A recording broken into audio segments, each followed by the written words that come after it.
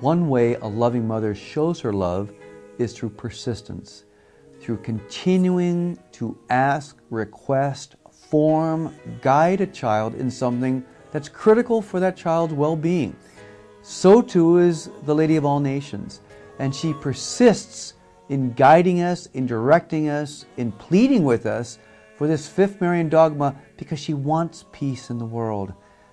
Hello and welcome to MaryCast. This is Dr. Mark Miravalle, Professor of Theology and Mariology from the Franciscan University of Steubenville. We're going through a series entitled The Lady of All Nations and the Fifth Marian Dogma. My friends, I have to be honest with you, I never grow tired of hearing the actual words of Our Lady and how set she is on the need for the proclamation of this truth so that we can get the benefits which she wants for us and which we want for ourselves. We all want peace. We all want a sense of stability in the world community. We all want to be free from terrorism and war. So Our Lady is repeating and perseveres and persists in telling us this is the way. Our tendency sometimes is to try the human way. We need to try Our Lady's way, heaven's way, and with the faith and the trust and the obedience that that's the way that's going to lead us to the things that we want the most. Peace in our homes, peace throughout the world. I want to share with you excerpts from this October 11th, 1953 message where again she repeats the theology of Mary Coredemptrix and again talks about the urgency of praying the prayer and proclaiming the dogma.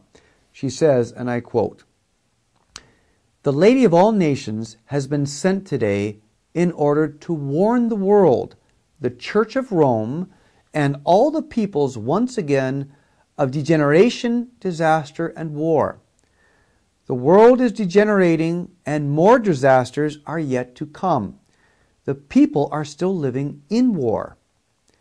Again, the Lady, with that thoughtful expression, says very slowly and distinctly, quote, "The year 53 is the year in which the Lady of all Nations must be brought to the world. For a long time the Lady stands silent and then resumes, 'The Lady of all Nations has the power to bring the world peace. Yet she has to be asked for it under this title. The Lady of all Nations will assist the Church of Rome.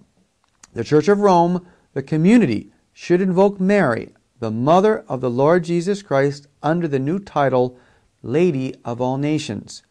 They should say my prayer against degeneration, disaster, and war, and spread it among all peoples. I shall help the Church of Rome, the community. The nations should call on me under this title." Let me pause here and say again, why this concern about the title? Why so much focus on a proclamation of a dogma and under this title? Well, her titles are her functions. Let me use the common example of a hyperlink. If you click a link on your computer, that kind of empowers your computer to go to that place. You click on that title and it brings you to the location. Well, in some similar ways, that's what happens when we click on the title of Mary Coredemptrix, Mediatrix, Advocate. That's going to bring us to heaven. That's going to allow Our Lady to release the graces which God has promised for our times. But we have to exercise our freedom. We'd be a little concerned if our computer started going to websites we didn't ask it to go to. We too have to make clear to heaven that we want heaven's remedy. We want their plan for bringing peace to the world, and that's by clicking on this title. And because of the importance of this, only the Holy Father can click this title on. Only the man in the office of Peter with the keys of the kingdom, who has the keys to loose and bind sin, has the power to click on Mary Coredemptrix, Mediatrix, Advocate as the Lady of all Nations or as the Mother of all peoples to bring forth the graces that heaven wants us to have and that we want to have. Our Lady continues, "Then the Lady says with emphasis, 'The Lord is the Redeemer of all nations. Mary, the Mother, was from the beginning chosen as Coredemptrix.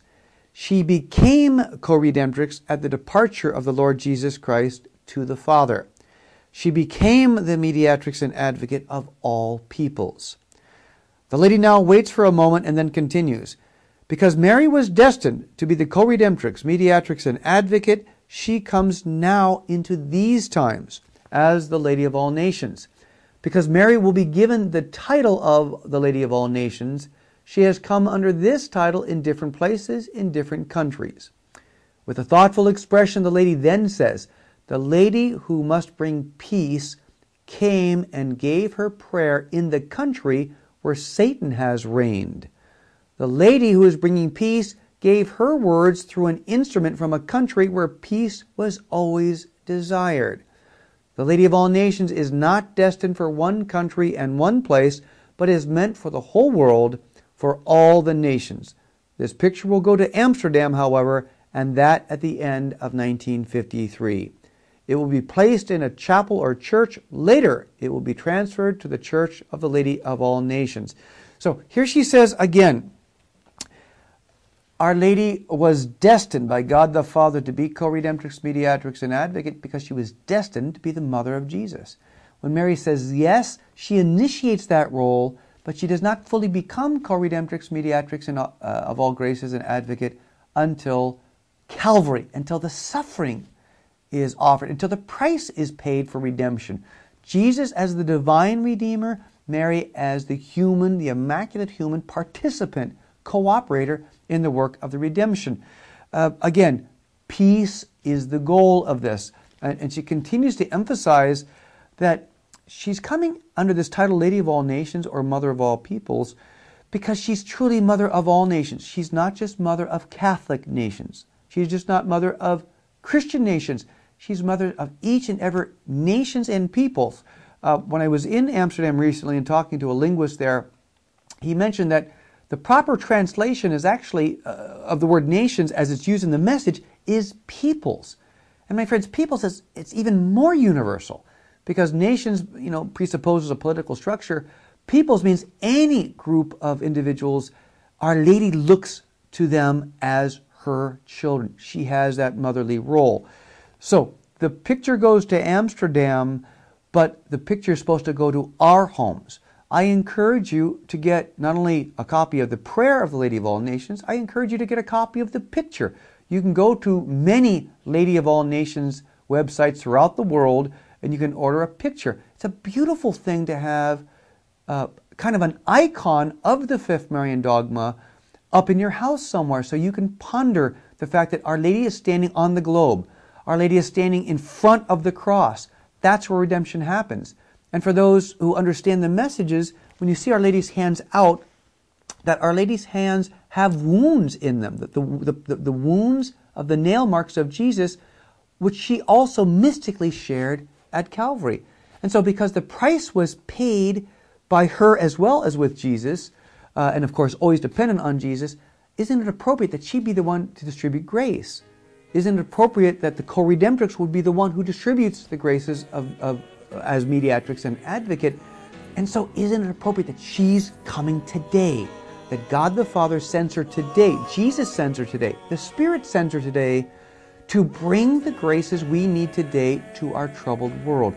So, as she says, this is in all our books. This is not new theology. This is something we're called to respond to and called to respond to today. This is Dr. Mark Miravalle asking you, please, in the name of Our Lady, pray this prayer.